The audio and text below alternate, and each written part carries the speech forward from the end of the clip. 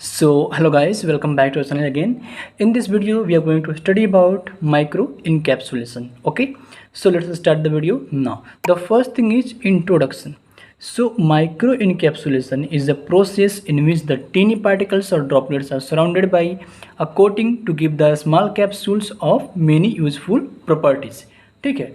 So micro encapsulation एक ऐसा प्रक्रिया होता है जिसमें हम टीनी पार्टिकल्स या फिर ड्रॉपलेट्स होते हैं किसी भी कैप्सूल्स को उनकी कोटिंग करते हैं to make them useful properties. ठीक है. Now the next one, it is use to incorporate food ingredients, enzymes, cells और other materials on a micrometric scale. मतलब इसको क्या होता है, इसमें हम जितने भी कोटिंग होते हैं उसमें हम उसके जो अंदर जो कोर मटेरियल्स होते हैं सब, उसमें हम एंजाइम्स को भी ले सकते हैं, सेल्स और कुछ अदर मटेरियल्स माइक्रोमेट्रिक स्केल पे जो होते हैं उनको हम यूज़ कर सकते हैं. ठीक है. तो माइक्रो इनकैप्सुलेशन में be defined as the process of surrounding और enveloping one substance within another substance on a very small scale yielding capsules ranging from less than 1 micrometer to several hundred microns in size. मतलब micro capsulation को हम define कर सकते हैं कि ऐसा प्रक्रिया जिसमें हम किसी एक सबस्टेंस को दूसरे सबस्टेंस में क्या करते हैं, हम कोट करते हैं, इन्वेलप करते हैं, कवर करते हैं टू मेक देम कैप्सूल्स जिनका जो साइज होता है रेंज करता है 1 माइक्रोन से लेके सेवरल 100 माइक्रोन्स तक. हम एग्जांपल से समझ, एक ड्रग सबस्टेंसेज है जैसे कि ड्रग सबस्टेंस है उसको हमने बांटा स्मॉल पार्टिकल्स में. ठीक है. अब इन स्मॉल पार्टिकल्स को अगर हम कोटिंग कर दें, कोटिंग मतलब उसका इन्वेलप कर दें, कवर्ड कर दें किसी दूसरे कोटिंग मटेरियल से, तो इसी को हम बोलते हैं माइक्रो इनकैप्सुलेशन. ये वाला जो हिस्सा है, ये जो हिस्सा है जो काफ़ी डार्क में दिख रहा है, ये कोटिंग मटेरियल हो गया. और ये जो हो गया हिस्सा जो अंदर में है, ये जो ड्रॉपलेट फॉर्म में है, इसको हम बोलते हैं कोर मटेरियल. चूँकि जो कोर मटेरियल होता है यही ड्रग्स होते हैं. कोर मटेरियल ही होता है, यही क्या होते हैं, ड्रग्स होते हैं. जिसमें यही कहा जा रहा है किसी एक सबस्टेंस को दूसरे सबस्टेंस से इन्वेलप कर देना, कोटिंग कर देना या फिर कवर्ड कर देना. ठीक है. तो उसी को प्रक्रिया को हम क्या बोलते हैं, माइक्रो इनकैप्सुलेशन. ठीक है. Now it means of applying thin coating to a small particles of solid और droplets of a liquid and dispersion. जैसे हमने इसमें आपको बताया कि कैसे एक स्मॉल पार्टिकल्स की कोटिंग करते हैं और कोटिंग करके हम एक नया ड्रग सबस्टेंस बना लेते हैं जिसमें ड्रग्स होता है, जिससे कैप्सूल्स ही हो गए. There are the 2 phases of micro encapsulation. जैसा कि मैंने आपको बताया कि एक कोर मटेरियल होता है और एक होता है कोटिंग मटेरियल. कोर मटेरियल जो होते हैं वो इनसाइड होते हैं, किसी भी मेडिसिन हो गया, टैबलेट्स हो गया, कैप्सूल्स हो गया, उसके जो इनसाइड मटेरियल्स होते हैं उसको कोर मटेरियल बोलते हैं, और जो आउटर लेयरिंग होता है उसको हम कोटिंग मटेरियल बोलते हैं. एग्जाम्पल हम देखेंगे, जैसे कि ये बीकासूल है, तो जो बीकासूल का जो आउटर लेयर है इसको हम बोलेंगे कोटिंग मटेरियल, और जो इसके अंदर जो पाउडर फॉर्म में है उसको हम क्या बोलेंगे, core material. Core material means drugs substances, और कोटिंग मटेरियल मीन्स जो आउटर पॉलीमर लेयर होता है, कोटिंग मटेरियल बोलते हैं. ठीक है. Now the product obtained by this process is called as microencapsulation entities. कि microparticles, microcapsules, microspheres, coated granules and pellets. ठीक है. जो पार्टिकल्स होते हैं, particles having diameter 3 to 800 micrometre are known as microparticles. देखिए यहाँ पर ध्यान देने वाली बात यह है कि जिन पार्टिकल्स की जो साइज होती है जो 3 से लेके 800 माइक्रोमीटर के बीच में होता है उसको हम क्या बोलते हैं, माइक्रो पार्टिकल बोलते हैं, या फिर माइक्रो कैप्सूल बोलेंगे, या फिर माइक्रो स्फीयर्स बोलते हैं. ठीक है. Now particle larger than 1000 micrometer are known as macro particles. ऐसे पार्टिकल्स जिनका साइज 1000 माइक्रोमीटर से ज़्यादा हो उसको हम बोलते हैं मैक्रो पार्टिकल्स. ठीक है. Now we will study about the process of micro encapsulation. मतलब आखिर माइक्रो इनकैप्सुलेशन हम लोग पढ़ रहे हैं तो ये होता कैसे. एग्जाम्पल के तौर पर हम देखेंगे, ये जो बीकासूल है, बीकासूल के जो ऊपर जो कोटिंग है उसको हम क्या बोलेंगे, कोटिंग मटेरियल बोलेंगे, कोटिंग मटेरियल.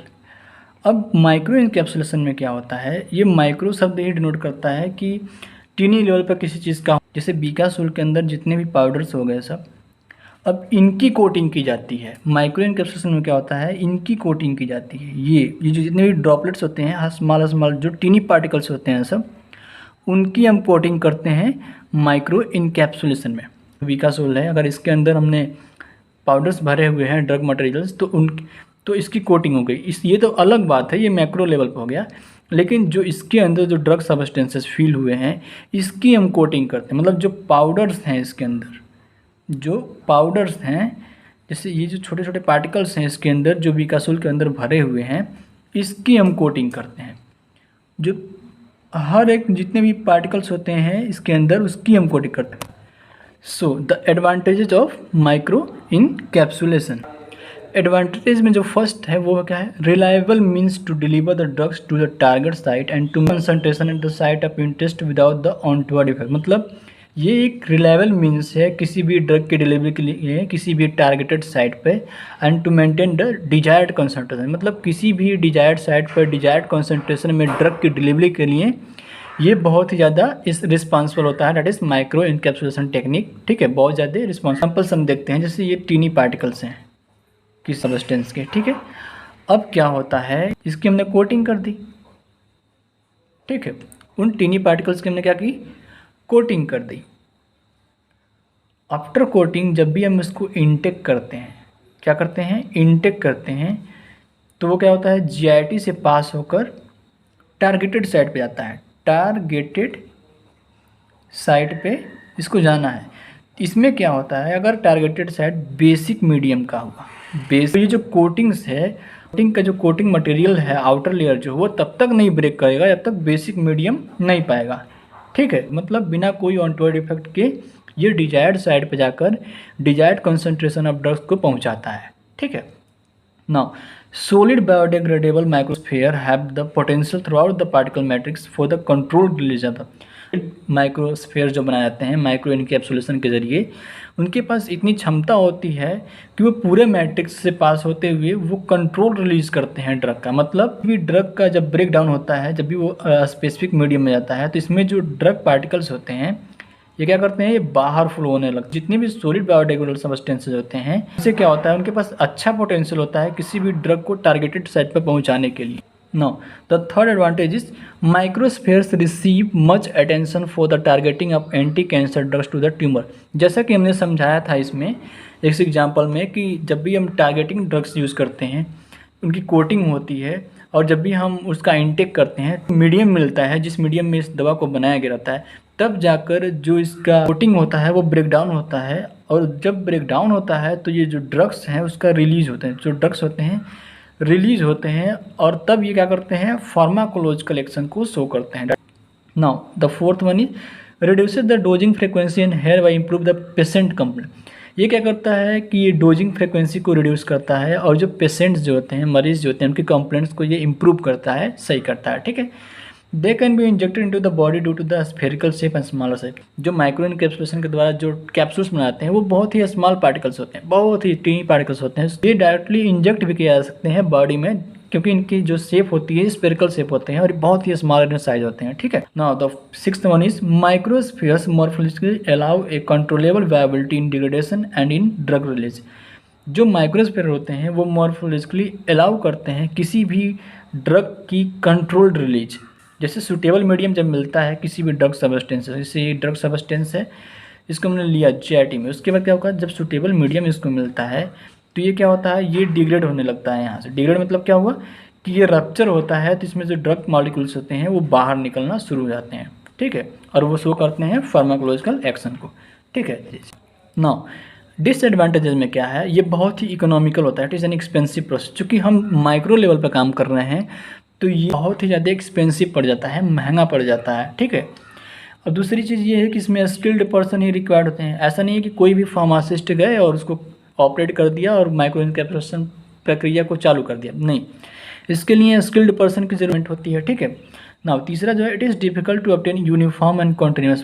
बहुत ही ज़्यादा कठिन होता है किसी भी मतलब ड्रग्स पर यूनिफॉर्म और कॉन्टिन्यूस फिल्म को बनाना, क्योंकि उसमें केवल स्किल्ड पर्सन ही होता है जो उसे कर सकता है। ठीक है, तो ये बहुत ही इकोनॉमिकल होता है, स्किल्ड पर्सन का रिक्वायर्ड होता है, और बहुत ही डिफ़िकल्ट होता है यूनिफॉर्म और कॉन्टिन्यूस फिल्म को मीट करना। ठीक है, now we will study reasons for micro encapsulation. आखिर क्या रीजन है माइक्रो इनकैप्सुलेशन करने की? तो जो फर्स्ट रीजन है, to protect the reactive substance from the environment. ये भी रिएक्टिव सब्सटेंस है, उसको इन्वायरमेंट के केमिकल रिएक्शन से, एडवर्स रिएक्शन से बचाने के लिए हम माइक्रो इनकैप्सुलेशन करते हैं, उसका कैप्सुलेशन करते हैं। ठीक है। To convert liquid active components into a dry solid system.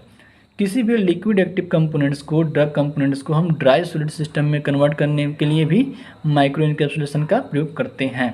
ठीक है। To separate the incompatible component from the functional reasons. किसी भी इनकम्पैटिबल कंपोनेंट को सेपरेट करने के लिए भी हम माइक्रो इनकैप्सुलेशन का प्रयोग करते हैं। Now isolation of core from its surrounding ageing, isolating vitamin from the exposure effect of oxygen. चूँकि कुछ मेडिसिन, ड्रग सब्सटेंस ऐसे हैं जो बहुत ही ज़्यादा रिएक्टिव होते हैं। When there is oxygen present, क्या होता है, वो बहुत जल्दी रिएक्ट करते हैं। ठीक है। तो एडवर्स रिएक्शन को बचाने के लिए हम माइक्रो इनकैप्सुलेशन करते हैं। ठीक है। Retarding evaporation of the volatile core. कुछ ऐसे इंग्रेडिएंट्स होते हैं, ड्रग सब्सटेंसेस होते हैं, ड्रग पाउडर्स होते हैं, वो बहुत ही वोलेटाइल होते हैं। ठीक है। उनका इवेपोरेशन बहुत ही तेज़ होता है, तो उसको रिटार्ड करने के लिए, इवेपोरेशन को कम करने के लिए भी हम माइक्रो इनकैप्सुलेशन का प्रयोग करते हैं। Now for safe handling of toxic material. किसी भी टॉक्सिक मटेरियल का सेफ हैंडलिंग करने में भी ये माइक्रो इनकैप्सुलेशन का प्रयोग करते हैं। Now to get the targeted release of drug. मतलब टारगेटेड रिलीज होता है ड्रग। किसी भी साइट पर, जैसे टिश्यूज़ पे अगर हमको ड्रग का रिलीज कराना है, तो उसके लिए भी हम माइक्रो इनकैप्सुलेशन का ही प्रयोग करते हैं। ठीक है। Micro encapsulation can increase the stability and life of. अब चूंकि जब माइक्रो इनकैप्सुलेशन होता है, जब कोटिंग्स होती है किसी भी कोर मटेरियल की, तो वो क्या करता है, किसी भी ड्रग सब्सटेंस की स्टेबिलिटी और लाइफ क्या कर देता है, इन्हांस कर देता है, बढ़ा देता है। ठीक है। So this was all about our micro encapsulation, advantages, disadvantages and reasons of microencapsulation. Now in next video we will going to study about the formulation consideration of the microencapsulation. Okay, so thank you so much for watching this video. Please do like, subscribe and share this video. Thank you.